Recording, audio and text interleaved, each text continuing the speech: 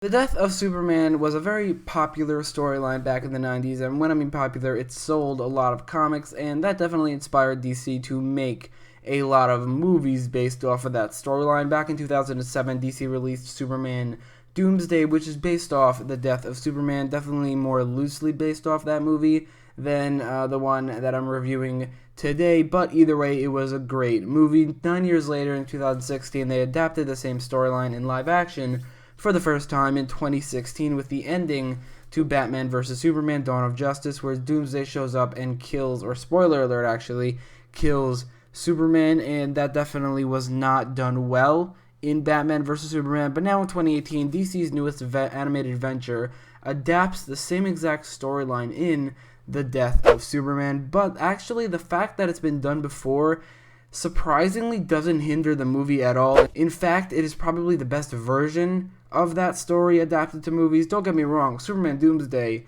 is really good, but the death of Superman has actually surpassed Superman Doomsday as the best version of the death of Superman comic book storyline. One of the things this movie does so incredibly well that, say, Batman vs. Superman doesn't, and I think Superman Doomsday did this pretty well as well, is it makes you actually care about the death of Superman. We all know he's going to come back in a year. When Superman Doomsday came out, we all probably knew he was going to come back in 15 minutes, and when Batman vs. Superman came out, we all knew he was going to come back. Once Justice League comes out, here we all know he's going to come back in The Reign of Superman, which is the sequel to this movie, but it's still really emotional, and the reason it is still emotional is because the characters that are developed in this movie, there are three factors to why this death is emotional despite the fact that we know he's going to come back. One, it's because of the characters like Lois and Bibbo and Clark's parents. I don't even know if I pronounced Bibbo's name right because I haven't seen this movie in like 2 weeks because, I mean, it did leak.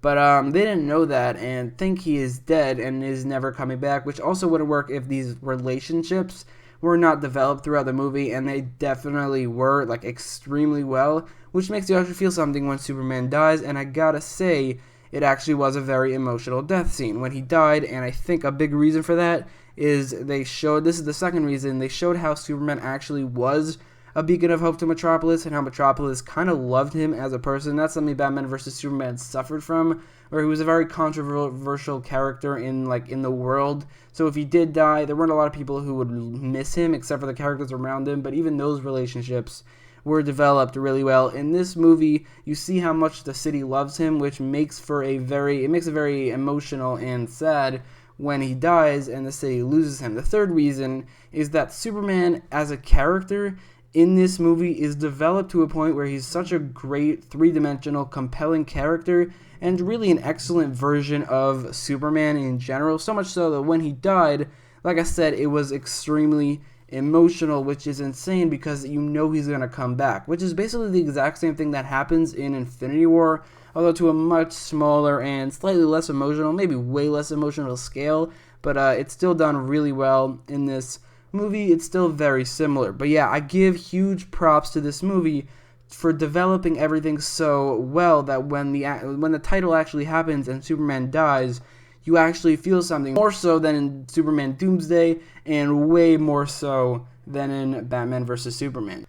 By the way, that is definitely my favorite part of this movie. It's by far the best part of this movie, the fact that it's actually a really emotional movie, and everything I talked about, the fact that the relationships are developed so well, the fact that Superman is actually a really great, compelling character, and the fact that the city loves him. It's really nice to see, and it's really what Superman is all about. It's very similar to Superman on Supergirl, which was done incredibly well, just like it is here. And then everything leading up to the death of Superman, it's just done so incredibly well that this movie is actually one of my favorite DC animated movies to date, just because everything it does, except for one thing, which we'll talk about later in the video, is done incredibly well. And my favorite thing about this movie is everything I just mentioned. Everything I will mention after this, there are some things I love, other things, like one thing that I don't like, but I will go over that. I just gotta say everything that I said right now, best part of the movie by far.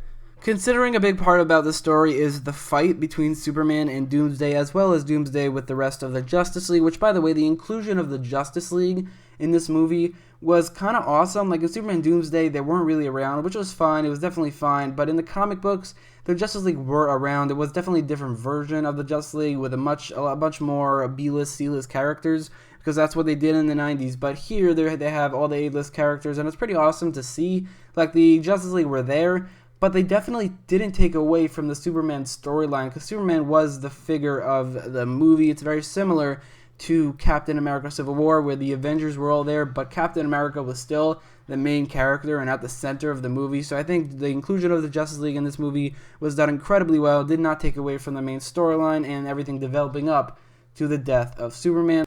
But getting back to the action, considering a big part about this story is the actual fight between Doomsday and Superman, as well as the Justice League, the action has to be top-notch, it has to be great. Just the fight scene between Superman and Doomsday, it has to be really awesome to actually show you how Superman may not win, so it all leads up to his death, and this movie does not disappoint. The action in the death of Superman is bad ass, it is brutal, it is amazingly animated, and I don't know if this is how you even describe animated fight scenes, but it is really well choreographed. Even, I don't really know if that's how you describe animated fight scenes, I don't know, but the action and fight scenes, specifically Doomsday vs. Superman, was awesome. It was so brutal, and Doomsday also fighting the Justice League was pretty awesome and as well. In general, this movie does not disappoint in action. Again, not the best part of the movie, because like I said, everything leading up to his death was the best part of the movie in terms of like character relationships and stuff, like I said earlier. But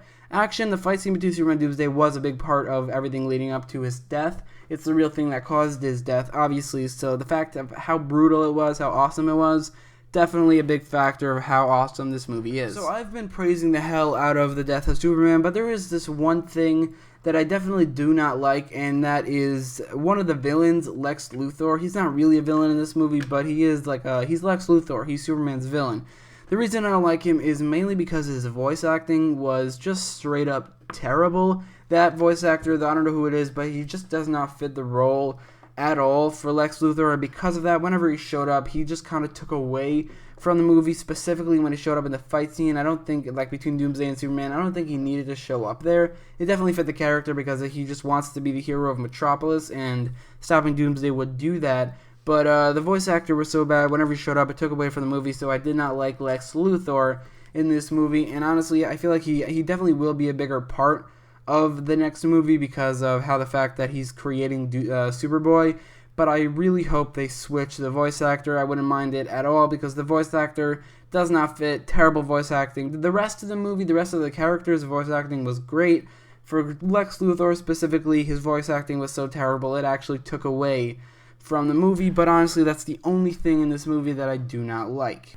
So, as you can probably tell, I love this movie, which is great. It's really great because the last DC movie I reviewed, and I say reviewed because it's not the last DC movie that came out, Ninja Batman or Batman Ninja came out. I heard it was terrible, but I did not watch it and I did not review it. The last one I reviewed and watched was Suicide Squad Hell to Pay, which was awesome as well. But in conclusion, the death of Superman is definitely an overused storyline, and Lex Luthor's voice acting sucks.